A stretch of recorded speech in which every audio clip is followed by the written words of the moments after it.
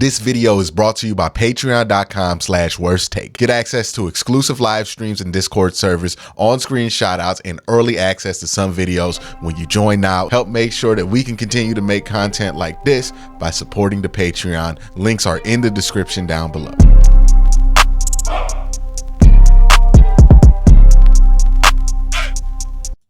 Another Monday, another mock draft for the Cleveland Browns here. I'm going to use the Draft Network. And the reason, again, I'm using different boards each time I do it is because after the second round, the variation on where people feel these prospects are from, 100 to 200 can vary wildly. Somebody who people can think is a third round pick could be viewed widely in the league as a sixth round pick. That's where you see the most wide variations of jumps. And since that's exclusively where the Browns would be drafting, I want to make sure that I account for that in all of the draft boards I look at, because it could be wild. It could be different. It's going to be pretty unpredictable who's going to be where, because after that second round, it's kind of a crapshoot on where people view certain players. So let's get into it. We're going to start here with the Browns picking at 75. There was another mock draft that I did before this that I'm going to go over as well. But this is the Browns here at 75.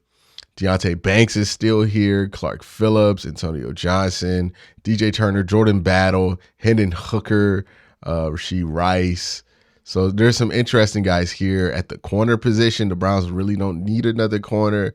Let's see what's available at edge. The fact that corners that Anthony tells me that there was a run on edge, right? So that's not necessarily the greatest thing, or a run at a different position. So we got to see where that run was. It does look like that run was at edge because Zach Harrison is the best available here.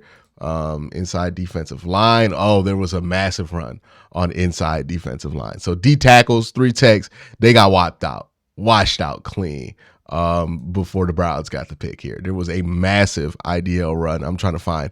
There was a nice little run in the end of the second round here. There was a giant edge run in the second round as well. Yeah, and there was just a giant run of interior defensive tackles that went in the first 2 rounds. So this changes the Browns draft philosophy. Okay, let's see who's available at wide receiver. That's another position where if you got somebody you like that's a need that you would want to take there.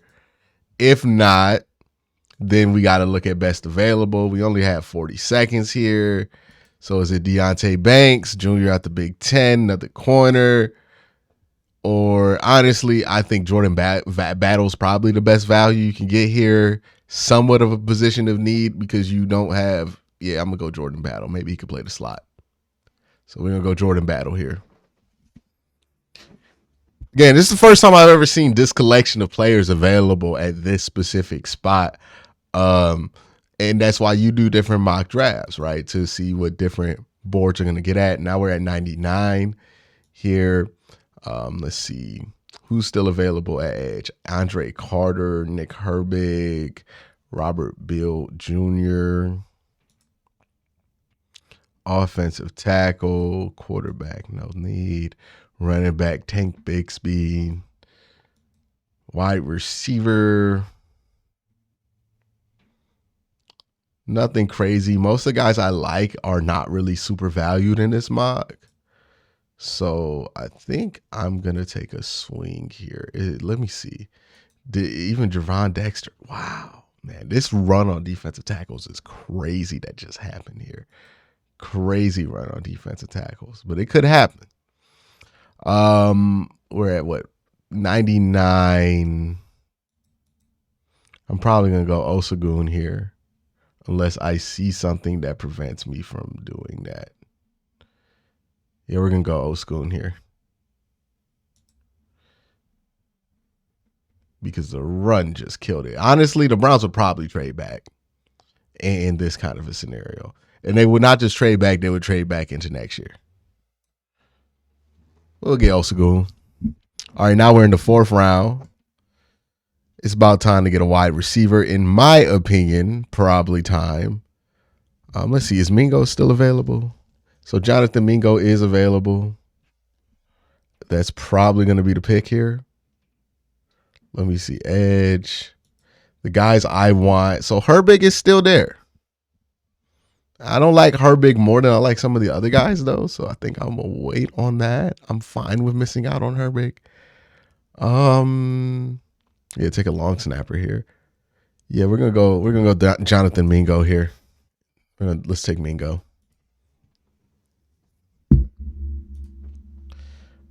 All right, now we're in the second pick of the fourth round that the Browns have. I usually take a running back here.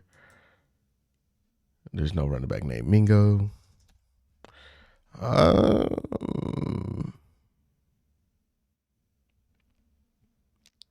There must have, there's not been a run there.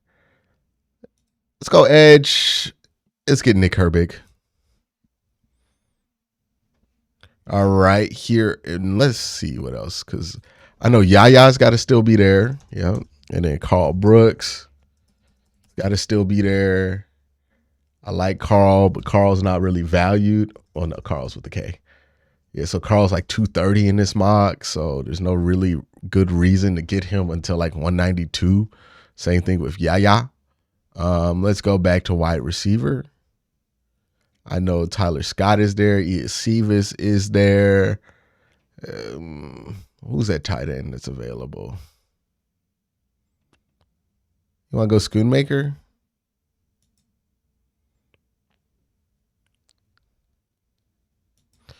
Yeah, I just don't see any need for him. All right, we're going to go Iosivas. And then we're back in the fifth round here. It's probably going to be a pretty wide receiver heavy mock since that's the way the board tilted. Andre Carter's still here. I like Yaya and Carl much better than I like him. So no there. It's time to get a running back. Who's available? Sean Tucker, Zach Evans, Tajay Spears is there. Let me go get Tajay then. And then 192, we could swing back to wide receiver. And let's grab Tyler Scott because that's the best value I see available here. Yeah, let's grab Tyler Scott. Good Lord, that defensive. This is a horrible situation for the Browns. Let's go grab Tyler Scott. And then in the seventh round, I'm going to get, let's see, is Yaya going to be undrafted? So Yaya looks like he's going to be undrafted. Carl Brooks might get drafted. I like Carl Brooks, and then I would try to get Yaya as an undrafted free agent and see what happens there. But that's that mock draft. So just to review, we did Jordan Battle at 54. Well, not 54. He was valued at 54. We got 75. Osagun Oluwatimi, Jonathan Mingo, Nick Herbig, Andre Iosivas, Tajay Spears, Tyler Scott, Carl Brooks. So in combination, 3 wide receivers, 2 edge rushers, 1 running back, 1 safety. There was a massive run on tackles in this draft, defensive tackles, that made it to the point to where it would not be any value to draft defensive tackles. Now, I did do another mock draft where the Browns were able to get Keanu Benton. They got Henry To'oTo'o, Nick Herbig, Jonathan Mingo, Tajay Spears, Ryan Hayes, the tackle out of Michigan, Carl Brooks, Tyler Scott. Now, you're seeing with different boards, there are different things that become staples. The things that are not stabilizing in these mocks, no matter which board I use, you have noticed probably, is 75 and 99. Those really are unstable because we don't know who's going to be available there. Somebody might drop. They might trade up. It could be anybody. That's the pick that's always changing. But then once we get to like 112, you know that the Browns are generally probably looking for a running back in the later rounds, maybe get a backup tackle or center, maybe get an edge rusher here or there. Carl Brooks is a name that keeps popping up. Tyler Scott is a name that keeps popping up. Ryan Hayes is a name that keeps popping up. Tajay Spears is a name that keeps popping up. Jonathan Mingo, Nick Herbig. Like the same names keep popping up, but they keep popping up in different places. And that's important to remember. Don't get fixated so much on where a player goes, but if that player is the right fit and if they're the right pick, then they'll be worth the pick. If they're not, then, you know, it is what it is. It's going to be okay. But that's my thoughts on this mock draft. That's my mock draft, I guess, 4.0 in this series. Let me know what you think in the comment section down below. Y'all have a great day. Have an even better night.